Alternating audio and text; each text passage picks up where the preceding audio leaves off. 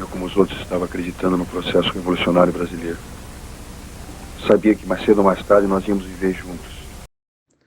Você acredita que uma crise social pode ser expressa, metaforicamente, por meio da crise de um casal de amantes? É com essa pergunta que vamos falar agora sobre um romance entre o capitalismo e o comunismo. Essa é a simbologia do filme O Desafio, de Paulo César Saraceni, lançado em 1965. O filme narra o romance entre o Marcelo, um jovem intelectual de esquerda, e Ada, a esposa de um industrial. Marcelo está desiludido após o golpe militar e a falência do projeto político da esquerda brasileiro.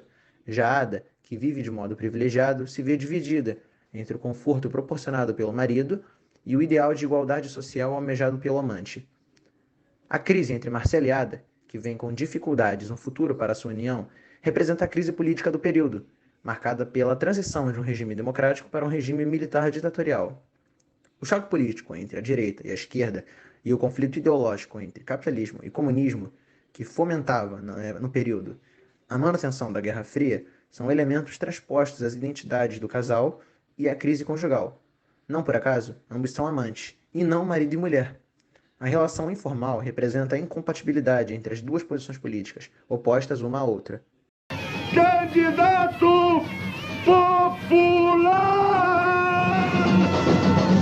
O filme Terra em Transe, de 1967, dirigido por Glauber Rocha, apresenta uma visão cinematográfica do contexto político brasileiro, imediatamente anterior ao regime militar.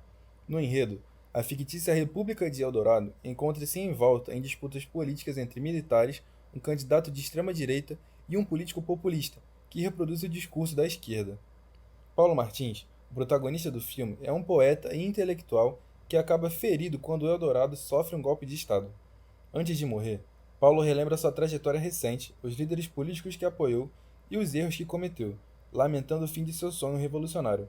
O filme, portanto, passa-se num flashback. No decorrer da história, do apoio dado a Porfírio Dias, um político carismático de direita, Paulo muda sua trajetória ligando-se a Vieira, um líder populista de esquerda. Enquanto isso, o religioso e conservador Porfírio Dias se une ao magnata industrial e prepara um golpe sobre Eldorado. As semelhanças entre a história dessa república imaginária e a história do Brasil não são por acaso.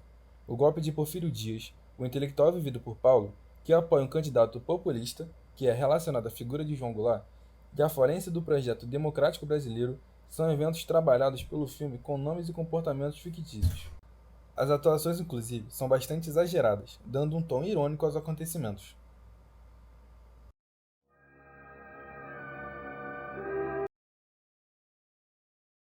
Os Esquecidos, de 1950, narra o cotidiano de jovens marginalizados e sua vida de crime nas favelas da Cidade do México.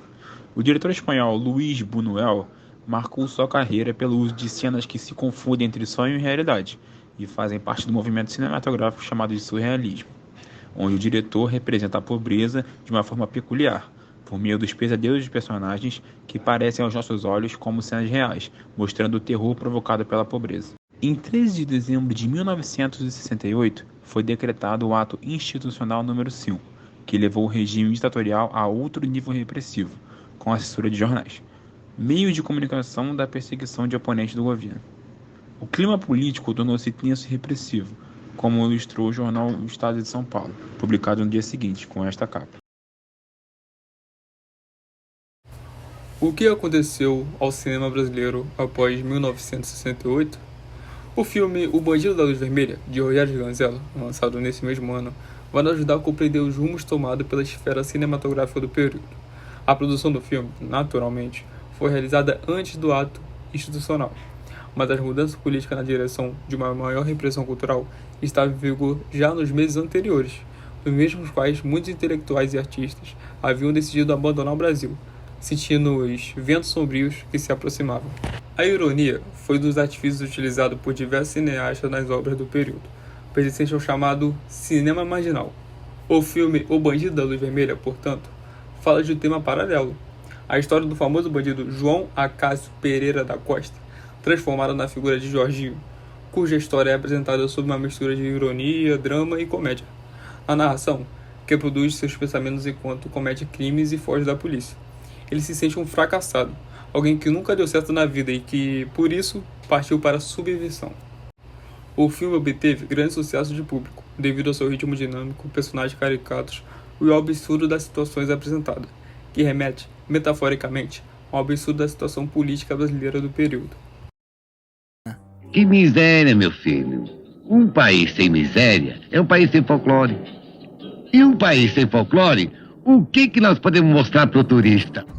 Ao posicionar o bandido como personagem principal, tema bastante comum do período, o filme objetivava transmitir a mensagem de que não havia herói que pudesse ser homenageado sem que houvesse a censura.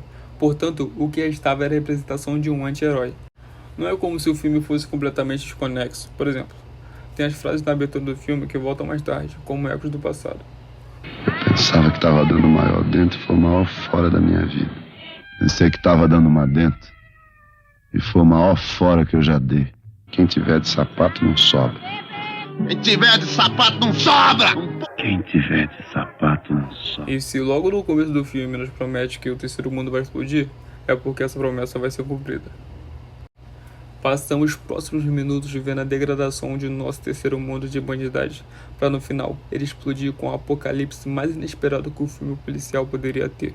O fim dos tempos é uma invasão alienígena, trazendo consigo uma explosão de música popular, de mitologia cinematográfica, de imagens surreais e de sons conflitantes, criando assim uma cartática cacofonia que nos deixa sem ar nos pulmões, numa alusão cômica às narrativas dos filmes hollywoodianos no contexto da Guerra Fria. Sendo uma obra tão vanguardista, seria de imaginar hoje que o filme não tivesse saído tão bem quanto estreou lá atrás, em 1968. Mas o filme O Bandido da Luz Vermelha foi um sucesso de bilheterias e seu impacto foi enorme. O longa ajudou a fundar o cinema marginal que trouxe outros clássicos brasileiros nos anos seguintes. Ele foi o ponto de partida da aclamada carreira de Ganella, que ainda produziu outros longas celebrados, apesar de crescente repressão da ditadura militar, que instalou o infame AI-5, apenas alguns dias após a estreia de O Bandido da Luz Vermelha, e sem contar, é claro, toda a herança que o filme nos deixou, inspirando incontáveis artistas das gerações seguintes. Aliás, a história até hoje ganhou uma continuação em 2012, Luz das Trevas, que trouxe Ney Matogrosso no papel de bandido, uma vez vivido por Paulo Vilança. É inegável que todo legado cultural é mais do que merecido. O Bandido da Luz Vermelha se mantém até hoje como uma das experiências cinematográficas mais singulares que se pode ter. Essa é uma obra brasileira de audácia inovadora, de caráter atual e, acima de tudo, de uma pluralidade inesgotável, não resta dúvida. Então, o caos nunca foi tão arrebatador.